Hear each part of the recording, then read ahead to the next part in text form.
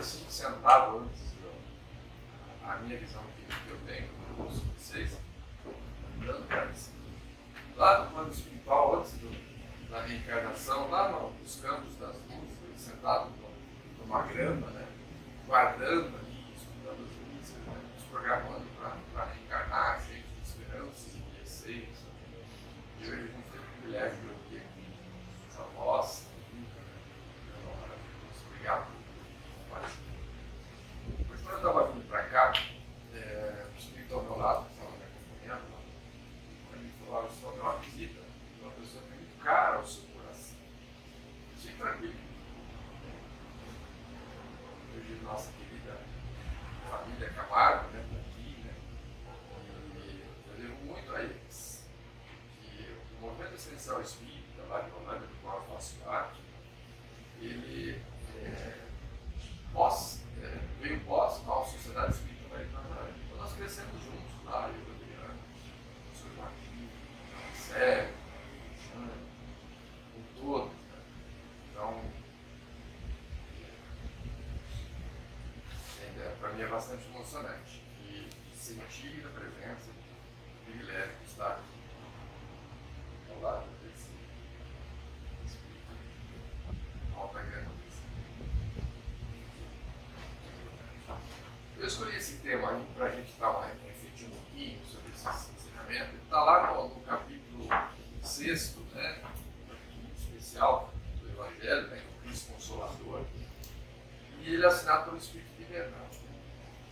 Tudo que é assinado pelo Espírito de Verdade, prestem bem atenção, porque ou é o próprio Jesus mandando a mensagem, ou sobre a ordem dele alguém que transmite essa mensagem. E ele começa lá, né, num determinado trecho dessa passagem, ele resume para os espíritas a seguinte frase: amai-vos este o primeiro lançamento, instruí-vos este o segundo. Fala só essas duas coisas: amai-vos, instruí-vos. Vocês já ouviram isso, não tem nada de novo. Mas eu, algum tempo atrás, eu fiquei focado porque o amor veio primeiro e a instrução veio depois. Porque nada no Evangelho é de graça. Nada foi ao acaso, não foi coincidência. Então, nós vamos fazer uma reflexão aqui, né?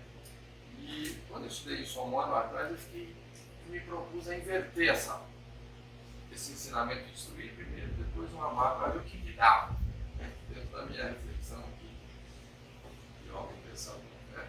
O que acontece quando o amor não vem primeiro e a instrução vem primeiro, né? Sinceramente, não. Então vamos lá. Será que esse ensinamento também do amar, desse instruído, da reflexão que eu quero fazer com vocês, será que ele se remete só às casas espíritas? Será que ele não transcende isso? Nós vamos fazer uma reflexão sobre esse tema aqui, extrapolando um pouquinho esse espaço da casa espírita. Bom, então vamos lá. Vamos refletir o que acontece nos diversos palcos da vida, né, quando o amor vem em segundo plano, quando ele não é a nossa prioridade. Estão entendendo? A ideia é invertir ali. Um jogo de só para mudar, para a gente ver o porquê, entender da importância e da instrução. Vamos pensar primeiro na casa espírita. O que acontece nos estudos em grupo? O privilégio de coordenar 3, 4 grupos na Rolândia, aqui, participo da Thaís aqui. Numa casa espírita, se o estudo em grupo não tiver amor, não houver fraternidade no primeiro plano, só houver expulsão e se dissolve, ninguém aguenta ficar junto. O amor é fundamental para poder viver. Às vezes nem pelo amor, nem pela instrução. Às vezes vem na casa nem pela palestra, nem pela energia, pelo amor, pelo movimento que está na casa, pelo abraço, disciplina. Nas atividades de assistência, a gente tem trabalho lá de assistência social, vamos pensar nas assistências que são dadas nos congressos. Se a gente for passar só a instrução sem a energia do amor, será que vai tocar profundamente? Quando o amor precede a nossa relação no atendimento da assistência, a instrução vem mais peso, mais mais autoridade. Os trabalhos mediúnicos. Alguns de vocês talvez já participou de trabalho mediúnico.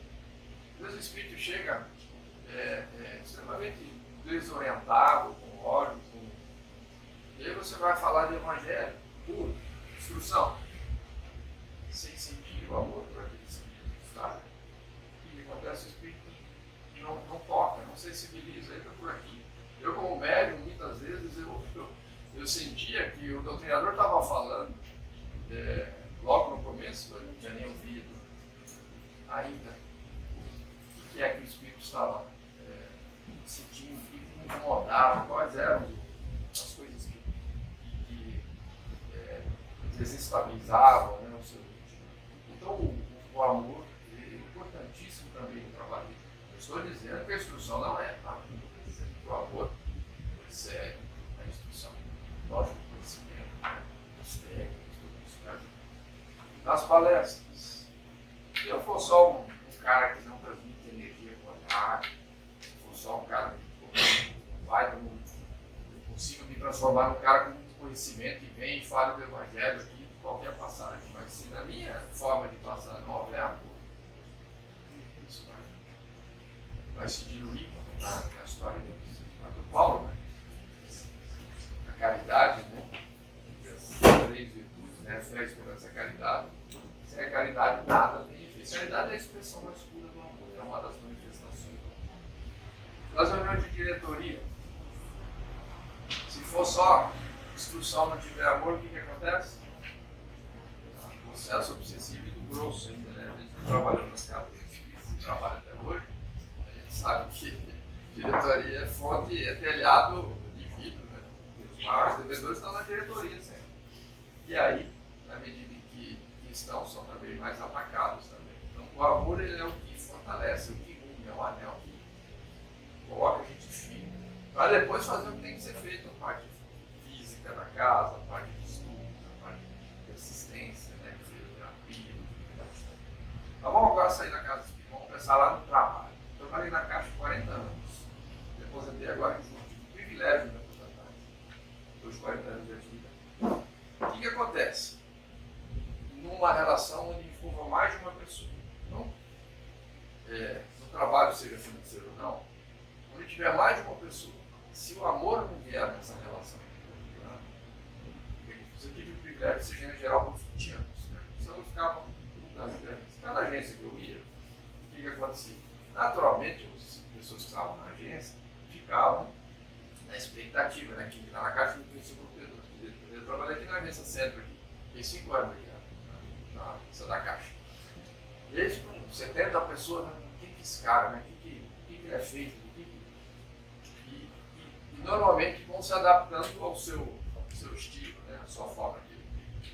E hoje eu aprendi, com esse tempo, né? A importância do amor nessas relações logo de cara. Então, eu apostava todas as minhas fichas nas relações que eu passei, mesmo que era um comercial ou mesmo de relacionamento profissional, no amor, no acolhimento. Né?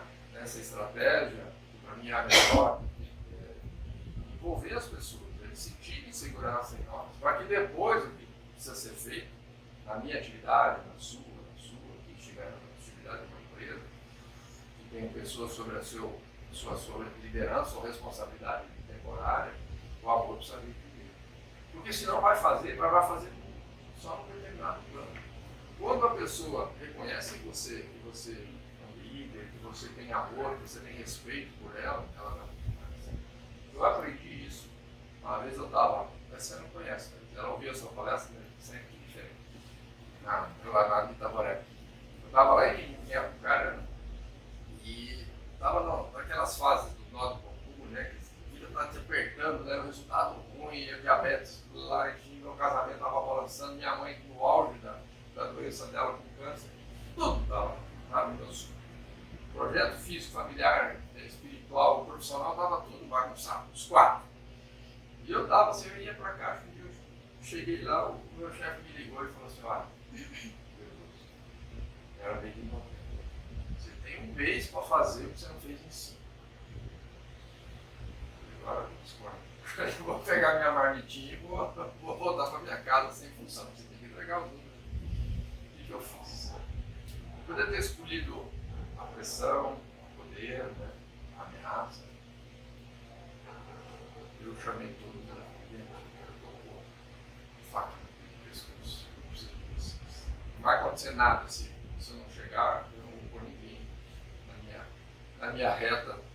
Se eu tiver que tomar um tiro, eu vou tomar um tiro só. Mas não precisa de vocês. E fizeram um mês e não fizeram isso. Nem lembro o que é, os números não importam, mas o que ficou gravado para mim.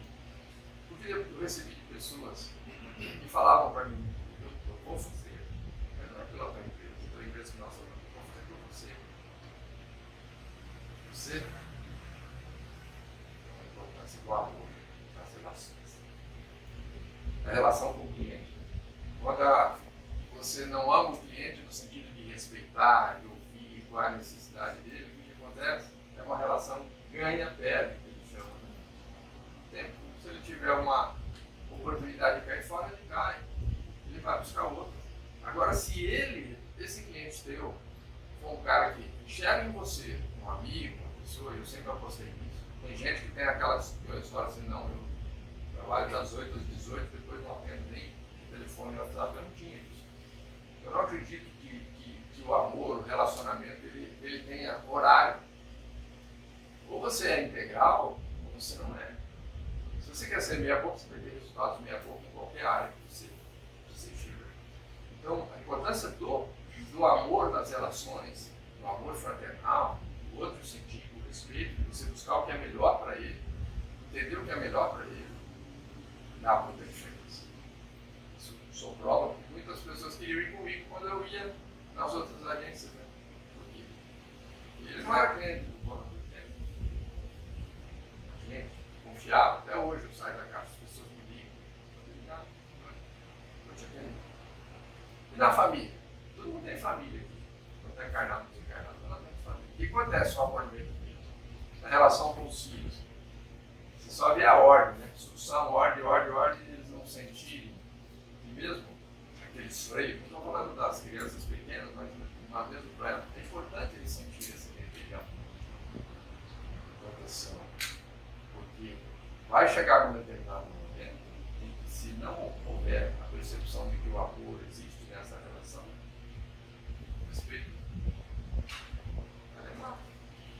Se tiver liberdade financeira, aquilo acaba, sabe? Então, na relação com os filhos e com os irmãos, com os parentes, mais importante, né?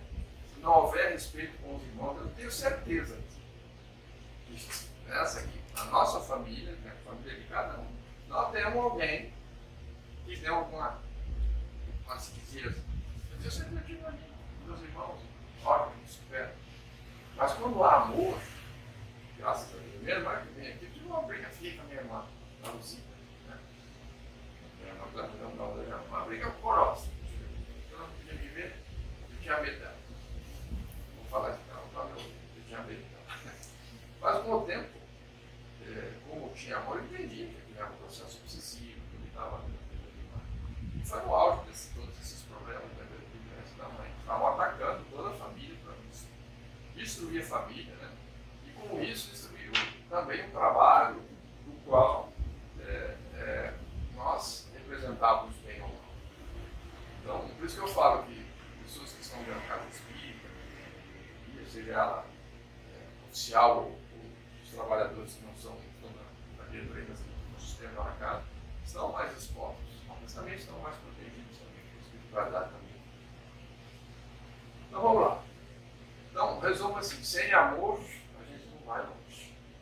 Vai longe. Esse extremo. Vou refletir um pouquinho o que é amar, né? Sobre a minha visão. Eu sei que cada um tem uma percepção lá.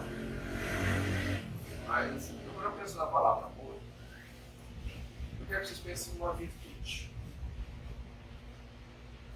Isso é uma virtude. Tolerância, paciência, caridade, urgência, segurança, sabe? Dá para imaginar o amor sem alguma dessas virtudes? Dá para tirar a inteligência do amor, a paciência do amor, a tolerância, a benevolência? Então o amor, ele é um grande diamante lapidado, e cada faceta dessa é uma virtude. Então nós vamos conquistando aos pouquinhos essas facetas, essas virtudes, esses comportamentos através da repetição, ao longo de cada reencarnação, ao longo de cada experiência reencarnatória. Quando a gente está pleno, e a gente tem todas as virtudes já internalizadas pela repetição, a gente está amando em sintonia com as leis divinas, né? Com o Cristo, com esse exemplo.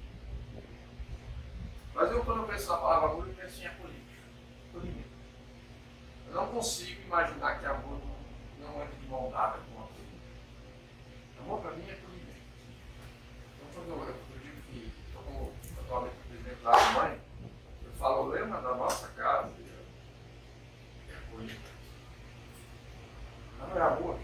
Acolhimento é amor. As pessoas precisam se sentir acolhidas. Essa casa tem muito aquela cara da mãe de lá, que a mãe, inclusive, ela falava, ela era acolhimento nas suas relações. Então eu acredito demais nisso, nessa experiência que eu vivi com ela, com a Célia, com o seu Joaquim, com o seu Hugo, né, com a Thaís. A força dessa virtude que é o acolhimento. Todos nós precisamos de uma coisa chamada senso de pertencimento. Se sentir pertencente a algo que nos protege. Todos nós. Por isso que a gente se agrupa em tribos. Desde as épocas mais os times de futebol, São Paulo, palmeirense, evangélico, espírita, católico, família Pedroso, família Camargo, família Silva, família Pereira, né? Brasileiros, argentinos. A gente se agrupa em tribos para se sentir mais forte. Mas no momento em que a gente começa a expandir a nossa capacidade de amor, esse amor sai desses tribos. Não fica mais restrito aquele guarda-chuva do qual você está. Esses espíritos que conseguiram enxergar isso, extrapolaram essa relação de acolhimento para fora dessas pessoas. Digo para pessoas que são desconhecidas, que é possível acolher o desconhecido. Então, acolher tem a ver com empatia. Para a gente ter empatia é entrar no sapato do outro, né? Vestir o óculos do outro, né? A gente precisa primeiro esquecer da gente mesmo. Né? Se você estiver preocupado só com as minhas dificuldades, com as minhas necessidades, eu jamais vou entender a Isabel, vou entender a Adriana, a Thaís, um momento de relação. É deixar a sua necessidade, o seu ego, a sua necessidade para ir na direção do outro. Então, a passagem de Jesus que nós estudamos aqui, né, Thaís? Que Jesus foi jantar na casa, ele é convidado por um fariseu. O fariseu era os estudiosos da lei lá do de Jesus, né? E Jesus aceita. É muito legal. Não vou entrar no detalhe da palavra, mas assim, ele está lá, deitado, inclinado, com os pés para trás, né? É a mesa igual a gente tinha hoje, aquele banquete, né? E entra uma mulher pecadora na casa, provavelmente Maria Madalena, né? Segundo o Humberto de Campos, e começa a chorar nos pés de Jesus, lava os pés de Jesus com suas lágrimas, enxuga com seus cabelos, traz um vaso de alabastro com perfume, quebra esse vaso, né, e unta os pés de Jesus com esse perfume. Esse simbolismo, para mim, foi muito legal quando eu estudei com a Thaís, da verdade, essa coisa de que nós quebrarmos o vaso de alabastro nas nossas relações. Amar é isso. É você quebrar o teu vaso de alabastro no sentido de entregar o que você tem de melhor. O teu melhor amor, mas o teu melhor intelecto, a tua melhor instrução. Seja numa relação com o cliente, entrega o teu melhor. Aqui, entrega o teu melhor, a tua melhor reflexão. Se a gente fizer nessas relações que a gente tem com a vida, com a família, com as pessoas que trabalham conosco, com a sociedade, conosco mesmo, se a gente entregar o que nós temos de melhor naquele momento nessa relação, não haverá espaços para culpas, não haverá espaços para mágoas internas, porque eu fiz o meu melhor aqui. Talvez o meu melhor não seja suficiente para o outro, mas assim, eu entreguei a minha melhor semente. Tinha outras, mas eu escolhi a minha melhor relação. Então, a importância do amor, isso. E o amor não prescinde do instruí-los. Porque eu não estou diminuindo o peso da instrução. Só estou colocando que a prioridade precisa ser o amor antes. Ele tem que vir junto. Porque o amor verdadeiro, eu acho que a instrução, quando ela passa, que é a compreensão das coisas, das leis divinas, ela também é uma manifestação de amor quando você passa a exercer. Você começa a entrar em sintonia com as leis divinas, com o conhecimento e exerce nas suas relações, você está amando. Depois que você se instruiu. Então eles andam de mão dada. Porque lá no Evangelho, se a gente começar a ler o Evangelho, nós vamos ver que as primeiras coisas que tem lá no Evangelho, antes de qualquer coisa, tem lá o que lá? Fé inabalável, só é aquela que pode ganhar a fé da razão em todas as épocas da humanidade. Fé, conhecimento, certeza, confiança, crença, né? Produto da vontade ativa de cada um, ela só é inabalável, o conhecimento só não se abala se ela for enfrentar a razão, e a razão é a ciência, em qualquer época da humanidade. Então ela tem que ser construída com base na razão, a fé raciocinada, o Sr. Kardec fala. Então são desses dois pilares, ele divide em só dois pilares o Espírito de Verdade, falando para os espíritas. Mas eu vou imaginar o nosso planeta daqui a 200 anos, daqui a 300 anos, será que nós vamos estar aqui? Não. Com outros personagens, vamos voltar. Vai ser mais bonito, vai ser, se eu quiser, vai ser autónomo, ou virar uma Maria, não sei. Qual gênero, né? Da necessidade do meu processo evolutivo. Como é que vai ser daqui a 200 anos? Em vez de espíritas amai-vos, vai ser espíritos amai-vos. E até muito mais amplo. Por enquanto não dá, porque a gente ainda não consegue nem amar os debaixo da tribo, que dirá os que estão fora da nossa. Então amar tem a ver com essa tríade, essa relação com essa tríade.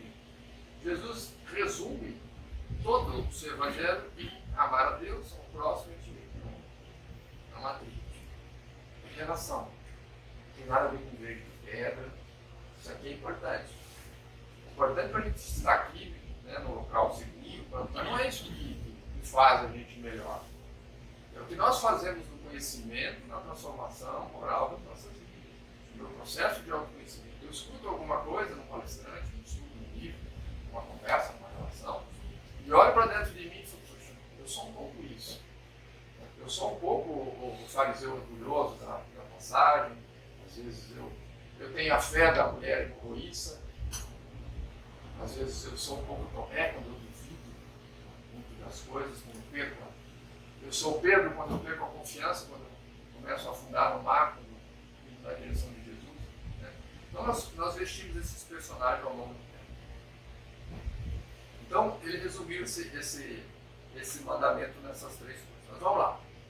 Lá no Evangelho tem uma passagem belíssima de Lázaro. Não tenho. Uma vez falaram com um espírito que encarnou em Cambé, que tem um centro espírita que viveu um pouco mais de 100 anos, que é um sol aqui no norte do Paraná. Não vou falar o nome, porque pode que você sabe quem é. Na época da mãe falava que tinha sido Lázaro, esse irmãozinho de Cambé. E não duvido dizer. E a mãe falava assim: olha, eu tenho certeza que Lázaro adoraria ter sido um paizinho lá de Cambé. Tamanha a grandeza desses, né? A nossa casa, a Sociedade Espírita Maria de Nazaré, todos eles gravitaram em torno desse espírito. Tem uns 500 na Galileia. Aqui também, eu ter estado lá junto com outros irmãos. Então, lá, deixa eu ler essa passagem. Então, o amor resume a doutrina de Jesus toda inteira. Então, Lázaro fala assim: olha, é amor só. Não vamos falar de mais nada, vamos falar de amor. Amor nas relações. Com o pai, com o próximo e com o outro. Isto que é o sentimento por excelência. Os sentimentos são instintos. Então, ele começa explicando como é que o amor evolui. No começo, instinto. Depois, vai na sua origem, né? Ele vai mais avançando, corrompido, e passa para sensações. Quando ele está instruído e depurado, ele passa para o sentimento. E o ponto mais delicado do sentimento é o amor. Ele fala, não o amor no sentido vulgar do termo. Eu gosto dessa palavra, mas esse sol interior que condensa e reúne em seu ardente foco todas as aspirações e todas as revelações sobre o mundo. E aí ele deixa essa frase aqui. A lei de amor substitui a personalidade pela fusão dos seres. Para entender essa frase, precisa estudar a pastorinha. Ele está estudando na quinta-feira. Cada reencarnação nós trazemos uma personagem. Essa vizinha, aquela ele, Thaís, Adriana, né? Sérgio, na outra, vai ser uma outra personagem. Cada personalidade, cada personagem, uma experiência, comportamentos novos, que vão sendo internalizados no intelecto e na moral. O amor funde todas essas personalidades. Hoje nós somos a versão mais moderna do espírito milenar. Não existe versão mais moderna do que o José de hoje.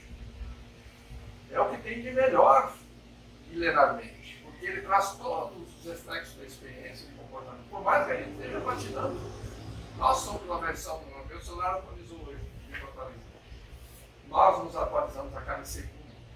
Às vezes a gente não se dá conta disso. Ficamos focados presos a culpas, a mágoas, a processo de, poxa, não dá nada certo comigo, esquecemos que há um projeto reencarnatório que nós participamos, ou avalizamos, antes de reencarnar, e a gente se prende nas reclamações, sem buscar entender. O amor começa em nós, de que forma? Através do autoconhecimento. Para mim, o processo evolutivo é isso: autoconhecimento, reflexão dos nossos atos, nosso papel enquanto encarnado, entender quais são os nossos potenciais, quais são as nossas limitações, e dentro dessas limitações, ir aprendendo e transformando essas limitações em novos comportamentos, que a gente não fique refém. Se eu tenho um olho por olho, dente por dente muito forte, me bateu, levou, aquela frase, nós fazemos isso muito forte, né? Acontece alguma coisa, eu recebo um estímulo, bateu, levou, olho por olho, dente por dente. Tem uma gavetinha aqui do olho por olho, dente por dente. Qualquer coisa que toca em mim, ela abre a gaveta, vamos devolver, né? Precisamos desenvolver outros comportamentos para que o nosso espírito tenha outras opções. Enquanto a gente não desenvolve, não tem chip. Lá no Paraguaizinho, no camelódromo, procura o chip. Pode ser até que eles vendam. Chip de autoconhecimento. Pode ser que tenha até para vender, né? Porque lá vende de tudo. Mas assim, não vai funcionar. Por que não tem 1 milhão de 1.000 pessoas aqui? Porque a doutrina espírita não promete a transformação externa. Quanto mais você estuda, né, Glória, mais você vai vendo que ninguém herda nada. Se eu herdasse alguma coisa, eu já estava tranquilo. Pai abençoado, uma mãe abençoada, de amor. O que eu herdei deles? Herdei a sua referencial de olhar para eles, me lembrar deles, e ter vontade de estudar mais e de amar mais. Quando eu vejo determinadas pessoas, eu tenho vontade de ser bom. É isso, mas esse caminho é meu, sozinho. Por mais que eu faça ao lado da Thaís, ao lado da Gabriela, da Elizabeth, que vão estar aqui do meu lado falando assim, cara, mentira, tá difícil, a gente sai junto. Então esse para mim é. E aí o Divaldo fala do. Nós estamos entrando no mundo da regeneração. Chico fala, André Luiz, então, o Evangelho fala disso. E ele fala que essa época do mundo da regeneração, Joana considera como era da consciência. Nós estamos na era do intelecto, mundos de própria expiação, já fomos era do instinto, lá atrás do mundo primitivo, agora estamos na era da consciência. O que é mundo de regeneração era da consciência? É criar consciência dos nossos potenciais, das nossas limitações. Nós não estamos entendendo isso. Por que hoje a gente recebe uma quantidade de estímulos tão grande, gente? Que é um pouquinho mais experiente, né? A gente que está em, vou fazer 60 esse mês. Poxa, 30, 40 anos atrás, parecia que a vida era mais tranquila, o meu mundo era muito pequenininho, né? Hoje o mundo é tão grande, a gente recebe uma quantidade de estímulos diários, né? De WhatsApp, de internet, de TV, de consciência das nossas limitações e das nossas potencialidades. Por isso que nós estamos sendo exprimidos. Se tivesse um monte de chega. Amai-vos instruídos, em outras palavras. Então, por que a importância dessa mensagem? E nesse período de regeneração, nós vamos ser focados. Se a gente não se amar no entorno, e não buscar se instruir, compreender por que determinadas coisas me desarmonizam, eu tenho certeza que todos nós aqui temos alguns gatilhos. No joguinho, se fosse um joguinho de criança, eu ia falar até aquele negócio que vira para a fase 2, que a gente vira bicho, ou vira um monstrinho, né? Vira um pitbullzinho. Todos nós temos. E como é que a gente se liberta desse processo? Aquilo que nos desarmoniza. Quando a gente não conhecer o que nos desarmoniza através do processo de autoconhecimento, a gente fica refém. O cara buzina, tchum. Né? Você vê como é que sai da caixa. Já vira bicho. Então você não se deu conta que aquilo é um gatilho. A partir do momento que você conhecer o gatilho, você vai desenvolver novos comportamentos. E o teu cérebro, esses comportamentos do cérebro chamam sinapses. Trilha sináptica. Cada vez que você faz alguma coisa, que você pensa, que você age, na ponta dos neurônios, emite uma sinapse. Um sinal químico. Uma vez, duas vezes. 70 vezes 7 aquilo se transforma numa trilha sináptica. E aí o que acontece quando você é estimulado naquela área especificamente? O teu cérebro, o teu espírito vai buscar no teu aprendizado milenar quais são as trilhas que eu tenho. Eu tenho só a trilha do olho por olho, dente por dente. Eu não tenho perdão, você entendeu? Ele vai usar isso. E você não vai agir com uma coisa que você não tem, que você não exercitou. Então precisa repetir uma vez, duas vezes. Por isso Jesus fala da ciência quando ele fala perdoar 70 vezes 7. Quando a gente repetir 70 vezes 7 essa capacidade de dar conta um do outro, naturalmente aquilo vai se instalar e vai aflorar de forma natural, sem esforço. Ciência, doutrina espírita, explica isso. Vamos pensar um pouquinho para a gente ir fechando, né, a reflexão da noite, na relação com os apóstolos, o amai-vos de Jesus com os apóstolos. Tem uma passagem lá no Boa Nova que fala da negação de Pedro. Você conhece a negação de Pedro, né? Então, vai lá, vamos repetir. Então, está lá proximamente de Jesus ser crucificado, ser preso, né? E Jesus chega para Pedro e fala assim: em verdade te afirmo que essa noite o galo não cantará, naquela madrugada ele foi preso, né? Sem que me tenha negado por 3 vezes. Imagina Pedro. Imagina pra gente aqui falando para imagina, né? Pedro deve ter falado, imagina. O senhor aonde, né? E eu falaria também. Agora Pedro era Pedro, era um espírito, né, para ser discípulo, né? Pedra do evangelho, né? Jesus fala, você vai me negar 3 vezes. Isso tem a ver conosco. Parece que não tem nada a ver conosco, né? O Pedro de lá e o Pedroso daqui, né? E assim foi, né? Por 3 vezes, nessa história, questionado por pessoas que reconheceram, após a prisão de Jesus, ele negou conhecer o Mestre.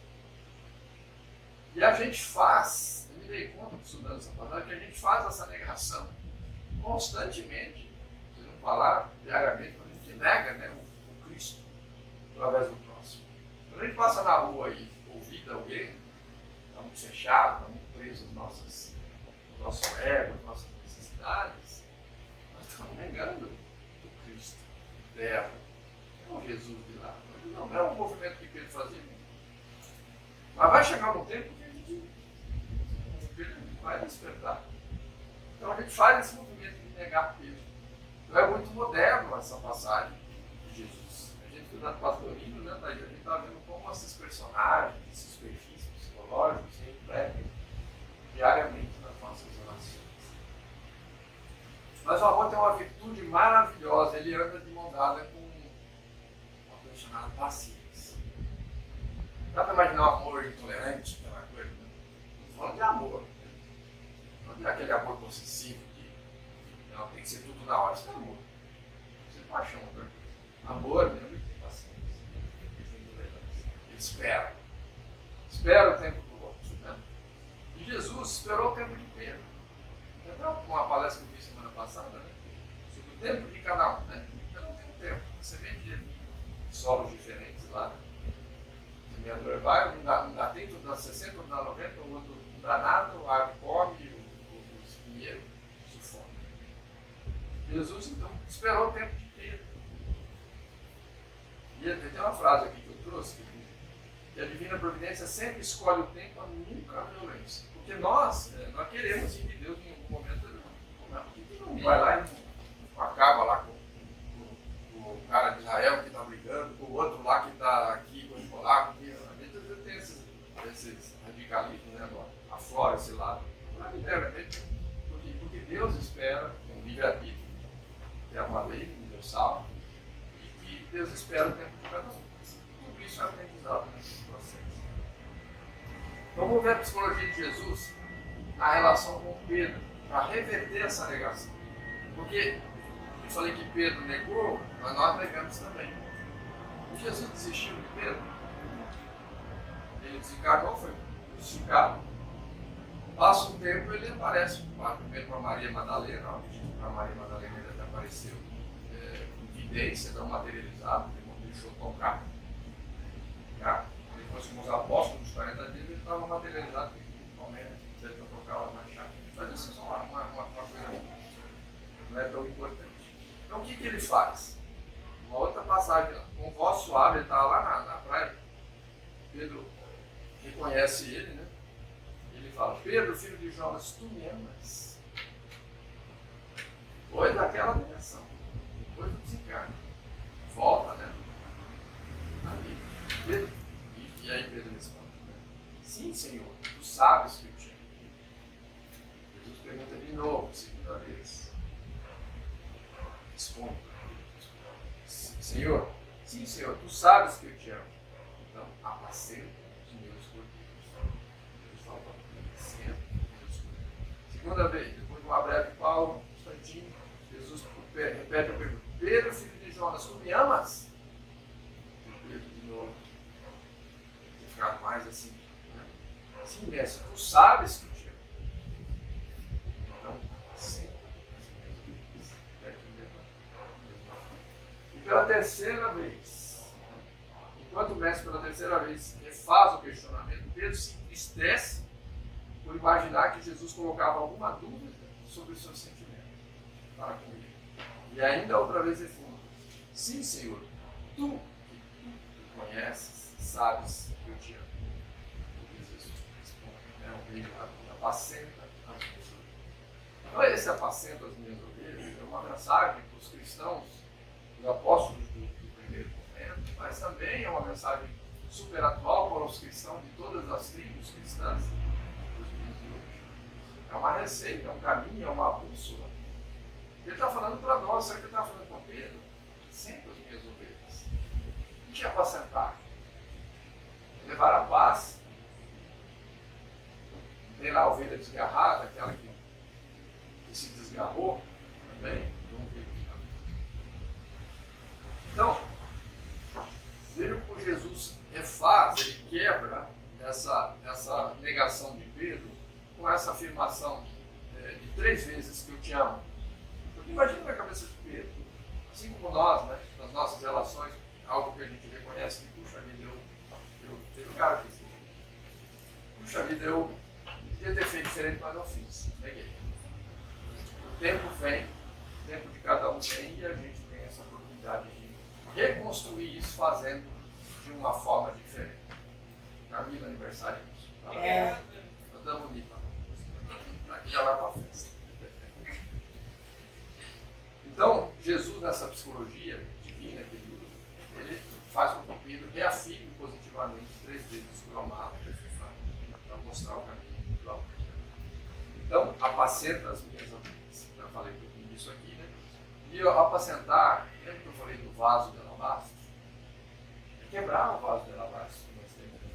Oferecer o nosso melhor perfume, nossa melhor moral, nossa melhor. Eu não posso oferecer o que a minha mãe tem, nem o que meu pai tem. Mas eu posso oferecer o que eu tenho do meu perfume.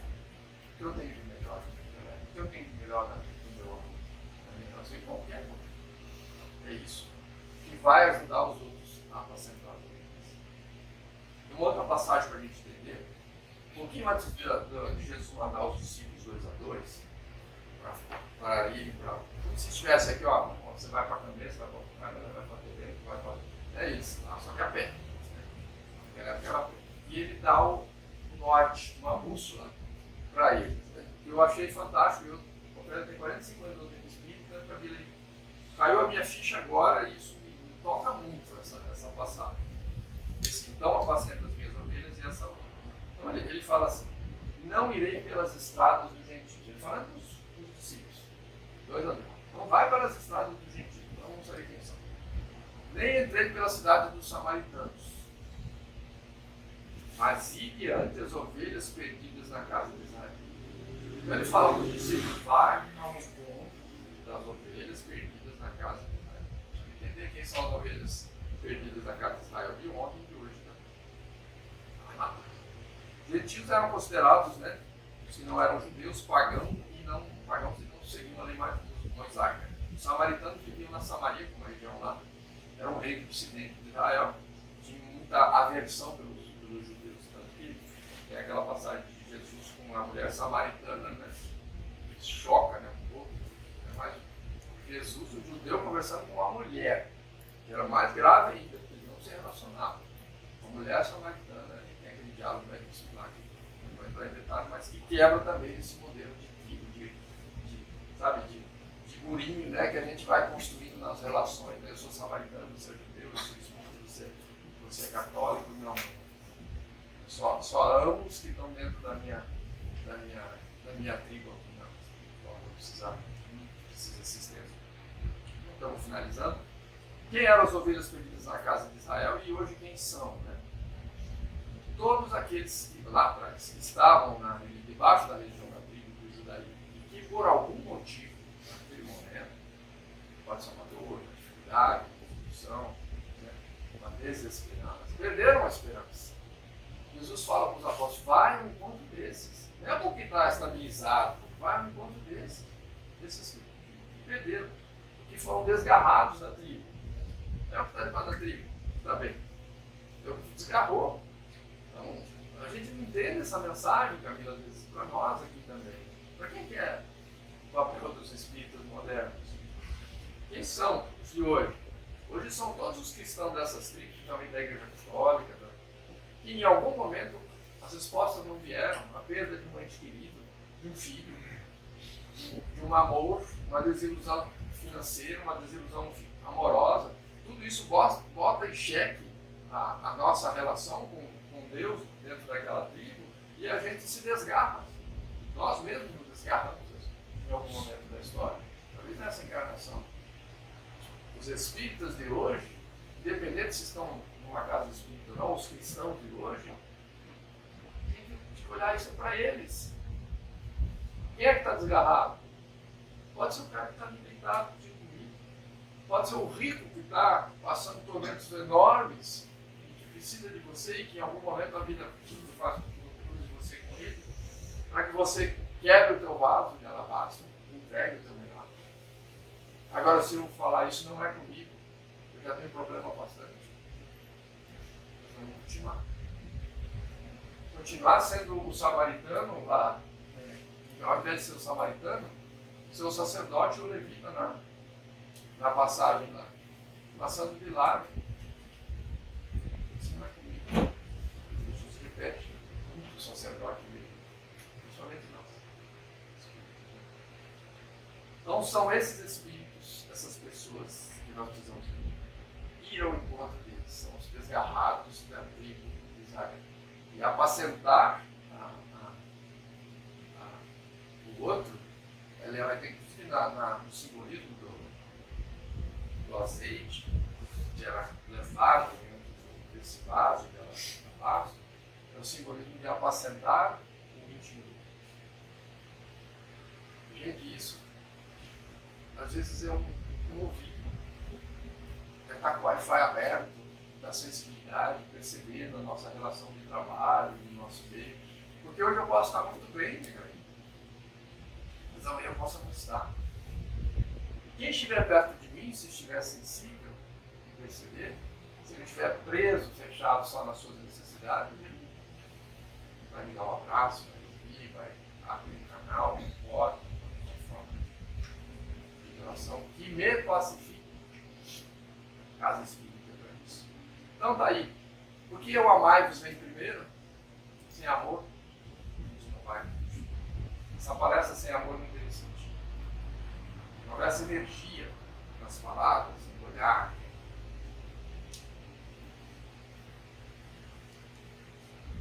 Em tudo que a gente faz, as nossas relações, a instrução fica fria. E a instrução fria nós fazíamos como não eram membros do Sinédrio lá atrás. Quando fomos sacerdotes da Igreja Católica, de hoje espíritas, nas caminhas. Éramos frios, implacáveis. Criamos a Inquisição, torturamos pessoas que não professavam.